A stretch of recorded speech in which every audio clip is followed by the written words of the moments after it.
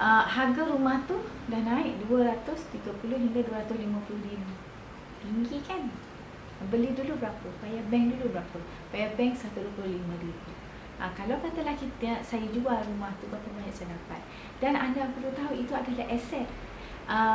Walaupun masih lagi dalam kategori liability sebab masih lagi pinjaman bank, tapi pinjaman tu semakin berkurangan. Dan kalau bila dah habis pinjaman tu, dia adalah total berada dalam aset saya.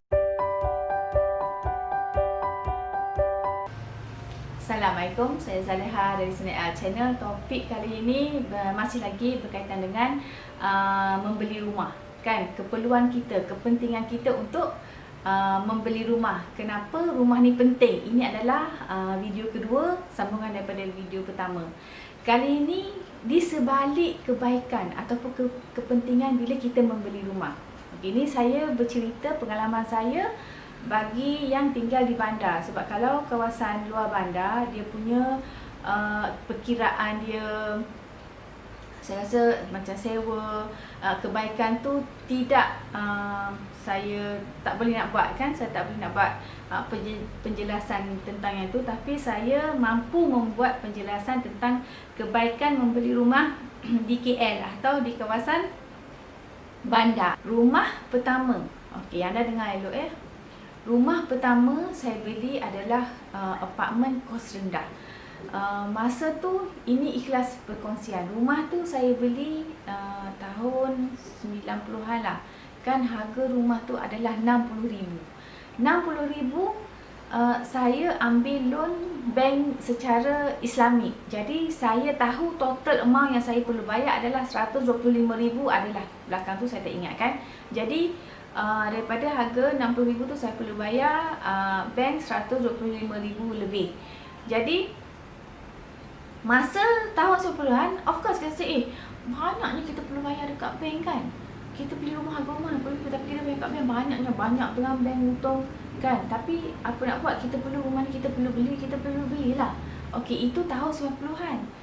Bila dalam keadaan sekarang kan, katalah bila rumah tu dah siap, saya duduk rumah tu rasa banyak tahun juga saya duduk rumah tu, sehinggalah saya membeli rumah tu.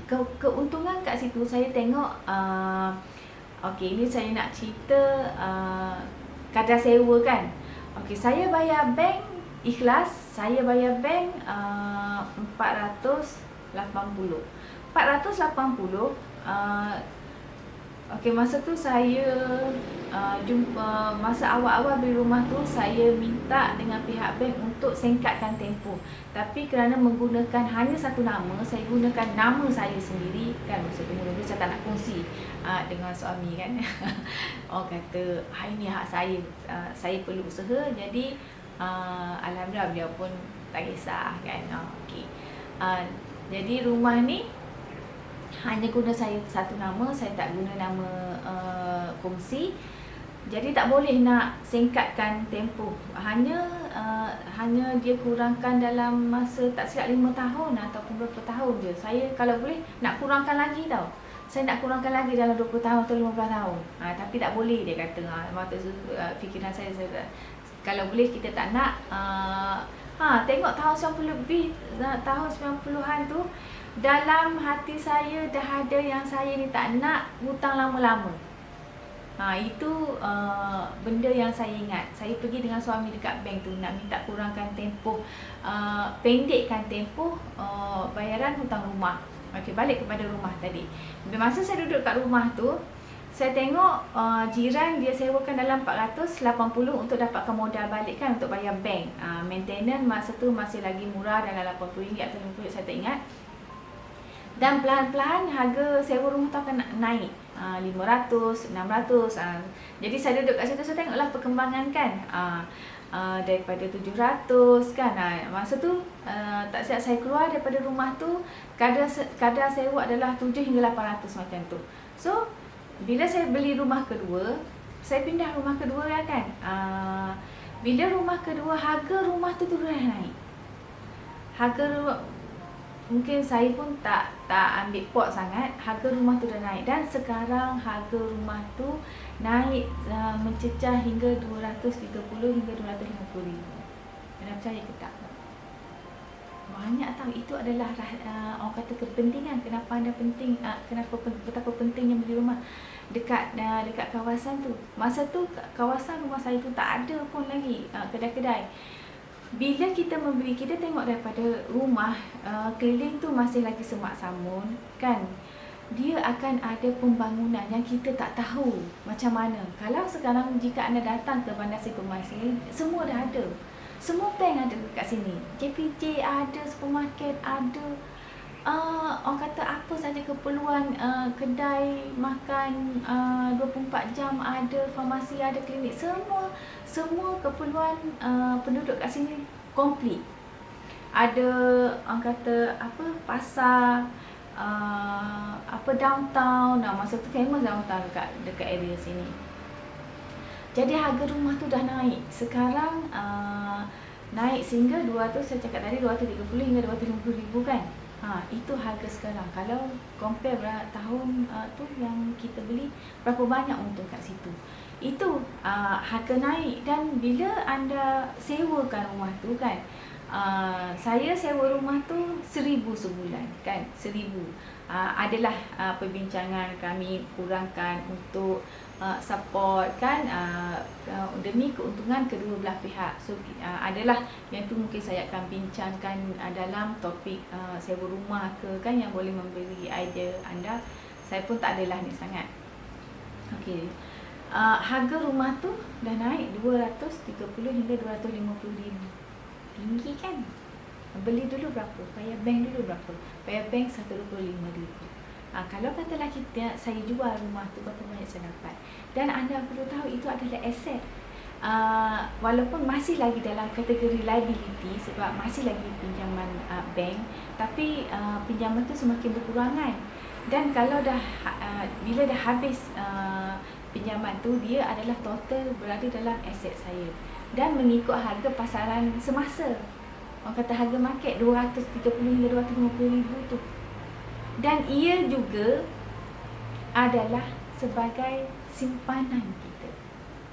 Simpanan yang saya anggap simpanan persaraan, kan? Sebab saya tak ada duduk situ. Sekarang dia kategori dalam simpanan, cuma dalam bentuk beku, bukan dalam bentuk cair. Okey, simpanan ada dua jenis. Orang kata dalam bentuk macam ni, kalau jika ada keperluan yang dalam masa singkat, kita suka nak cairkan. Okey, kerana untuk jual beli rumah memakan masa dan kita tak boleh agak berapa lama masa diambil. Sebab ada rakan saya nak jual rumah beliau sudah melebihi setahun, masih lagi gagal nak jual rumah. So ada sebab-sebab kat situ. Mungkin saya akan kongsi juga di topik yang lain. Sekarang saya nak cerita harga rumah tu dah naik, dan begitu juga rumah kedua, kan? Rumah kedua saya beli kondo 300 ribu, sekarang dah naik hampir 500 ribu. Ada nampak kat situ?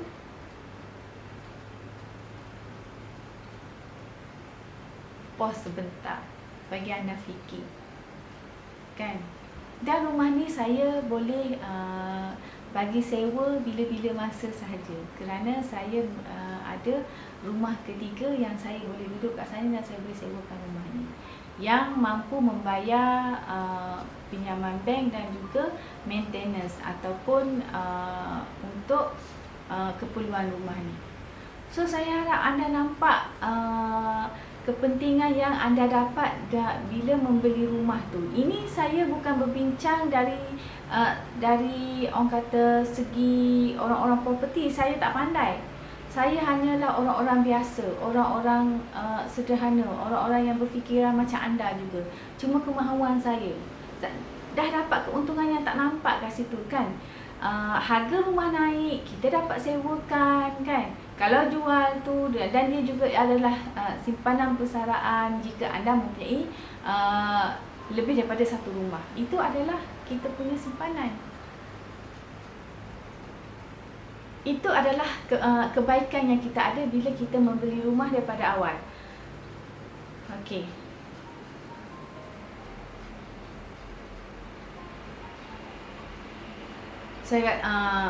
Baiklah, saya rasa itu sahaja yang saya tak ada sediakan teks. Saya rasa itu adalah perkongsian yang ikhlas dari saya yang mungkin orang kata mungkin dapat membantu anda di luar sana. Jangan lengah-lengah, jangan tunggu masa. Dalam video ketiga, kerugian yang anda akan alami jika anda delay membeli rumah. Sikitlah kat situ kan. So jumpa lagi di video ketiga. Bye. Assalamualaikum. Bye.